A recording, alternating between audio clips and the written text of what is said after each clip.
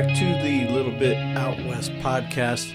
This week, we are talking about how God views us as the Bible says that he looks at us as though we are sheep. Okay, so what does that mean? So when I was a cowboy, I would go out on a cold winter day and I would roll out or flake off these big bales of hay for the cattle. Well, the reason for that is because the grass was underneath the layer of snow and they couldn't eat snow, and so I had to give them hay in order for them to eat. I got to thinking one day, so how does this look from God's perspective? God said that we are sheep, so what does that mean?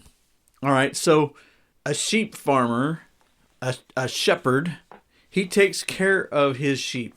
He has to make sure that they have enough to eat and have enough to drink, and that he has to make sure that they are protected from wild animals. David said in the 23rd Psalm, "The Lord is my shepherd." So that means that God, like a regular shepherd or cowboy, God's job is to make sure that we have the things that we need. I mean, for some reason, this is really hard for people to get a hold of in the church, because somebody has given us this idea that we have to earn God's favor, that God doesn't love us unless we are super good or something. I don't know where that idea came from, but think about a wild sheep is very vulnerable. And regular sheep cannot exist on their own. This is something that when I was a cowboy, I used to know some people who had sheep, and they used to say that a lamb is nothing but something looking for a place to die. Everything preys upon lambs. I mean, pretty much every predator that there is can kill a lamb. Anything can kill a lamb, and lambs just get sick for no reason, and they just die. It's difficult keeping sheep alive because in some ways sheep are even dumber than regular animals. An animal can be trained in most cases. You can beat and prod an animal in most cases to obey you, even if they don't want to. A sheep is different from that. Sheep are more like us in that if they don't want to go, they're not going to go. You have to convince them of what it is that they need to do. And you can see from this how that's like us. God does not beat us and push us and pull us in the sense of training an animal. We don't work like that. I mean, some people do that for a while, but see, here's the thing, is that human nature is that we are rebellious creatures, that we think that we know what we're talking about even when we don't. I mean, that's the whole story of Adam and Eve, isn't it? That's the whole story of Adam and Eve, is they thought that they knew better than God. Jesus talks about this in an indirect way. In the book of Luke, he says in Luke 12, verse 25 and 26, "Which of you, by taking thought, can add to your stature 1 cubit? If you then are not able to do that thing which is least, why take you thought for the rest?"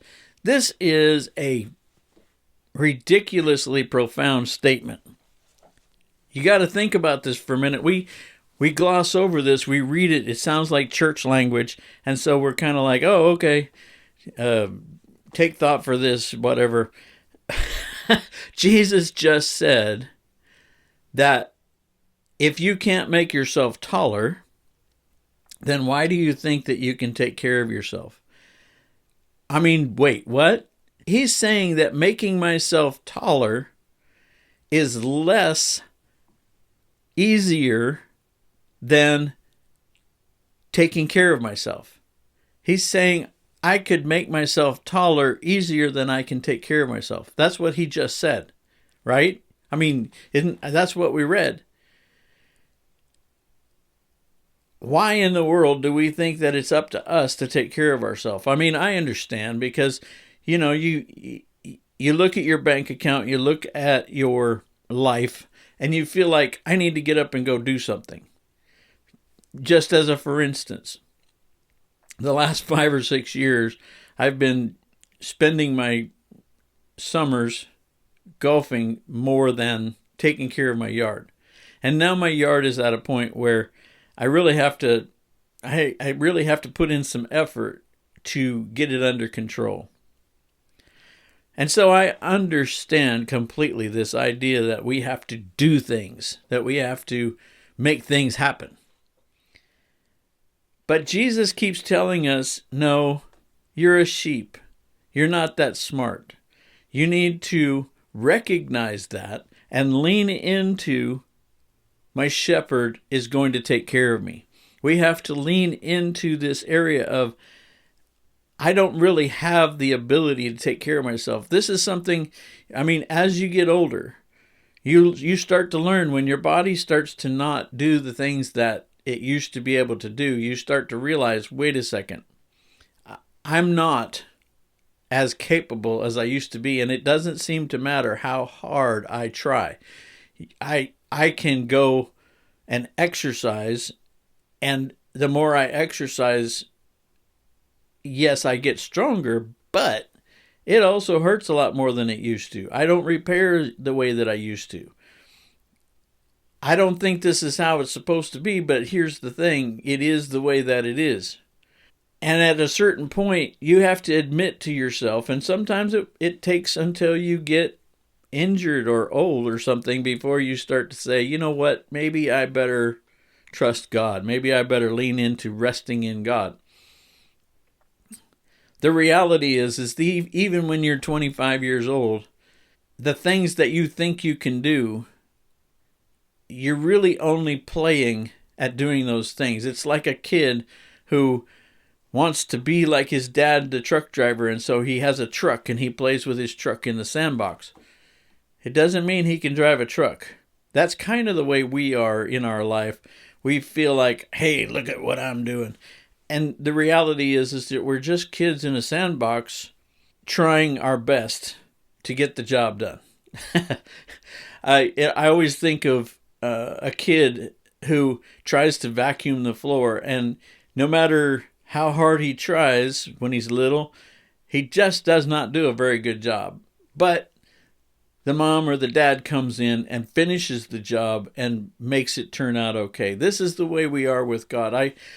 I noticed a lot of times when I was preaching in churches that sometimes I would feel like, wow, that was a great sermon. I did a good job. And nobody really seemed to get much out of it. But then there were other times where I preached and I felt like, gosh, I really screwed that up. That was not a very good sermon. And I have 4 or 5 people come up to me, oh, that's just what I needed. You said just exactly what I needed. That wasn't me. Yes, I'm the donkey that speaks, but God is the one that does the work in people's hearts. And this is what we need to realize, is that our effort is only a token, and God is the one doing the work. And when we realize that, we can rest and relax in our striving and trying to make things happen. We are, getting back to the subject, we are sheep who don't know how to take care of ourselves, and we need a shepherd to take care of us. One of the things that I noticed when I was going through hard times and we didn't have enough money or we didn't have a job or whatever, God would never just let me just lay around and wait for food to come. I had to work for it. But the work that I was doing, the work itself was never enough. God had to take care of us, and I was able to see how He would give me work to do, but actually the work was mostly just something for me to do.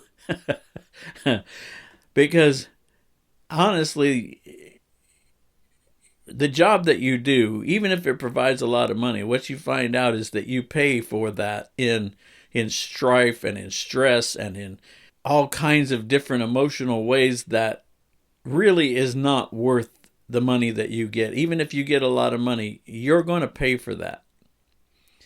And God's will is that we rest in Him, trust in Him to lead us and guide us. And if we can see our job, our work, as ministry, we're going to have a much better time of it. And we can trust that God is going to give us success in that. If we're just trying to earn a living, I promise you, no matter how much money you make, it's never going to be enough. No matter how hard you work, it's never going to be enough. And eventually you get burnt out, depressed, discouraged, and you're like that guy who had a Lamborghini and sat on the side of the road thinking about shooting himself until a policeman came up and preached the word to him. And you know who I'm talking about. I mean, you may not know the name right now, but if I said the name, you would know it. But that guy had so much money that he could afford a Lamborghini, and yet here he is ready to shoot himself, right? And we've heard those stories over and over. We talked about that 5 or 6 weeks ago. I had a dream one time, and I think that God was trying to explain this to me. In this dream, I was a lamb, a sheep, a baby sheep. And I was running around all over helter-skelter, trying to figure everything out, trying to understand everything, and watching out for myself, and worrying about predators, and worrying about this, and worrying about that. And in this dream, there was a shepherd, and this shepherd kept saying, "Come over here, come over here." And I didn't listen. I was still trying to take care of myself and running around and trying to figure it all out. And eventually, I said, okay, well, I'll try this. And so I sat down, I laid down next to the shepherd, but I was still, looking around, trying to figure things out and trying to see what's going on and worrying. But eventually I got used to, okay, the shepherd's here, he's going to take care of me. And I was able to come into that place of rest. And then I woke up. And that was really cool. That taught me that I could rest in the shepherd.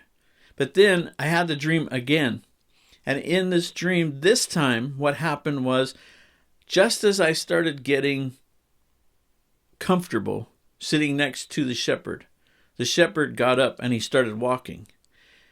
And I said, hey, wait a second, whoa, hey, I just got this resting thing figured out. Now what am I supposed to do? And the shepherd said, follow. What I saw in that is that we can rest by following, even though we're doing something, even though I'm walking with the shepherd, I'm with the shepherd. And I'm still resting in the shepherd. I'm still allowing him to lead me and guide me, direct me. I'm trusting that he's taking me someplace good, that he's not going to take me someplace bad. And this illustrated for me that God is, like David says, the Lord is my shepherd. And I can rest in him and allow him to lead me. When I start to get off the track and I start to think that I need to figure it all out and I need to do this and do that, that's when I need to take a deep breath and step back and check. Am I following or am I trying to lead? This is a really simple thing, but it's very difficult to get that down into our hearts where we trust it, believe it, rely on it, rest in God, and allow him to be our shepherd. All right, I will come back next week, and we're going to talk about something else just as much fun as this. And I hope you got the point. If you didn't, if it still doesn't quite make sense to you, send me an email and I'll discuss it with you and I'll try to explain it better. The email is jlowpod@gmail.com, and I would be thrilled to hear from you. All right, take care. I'll see you next week. Bye-bye.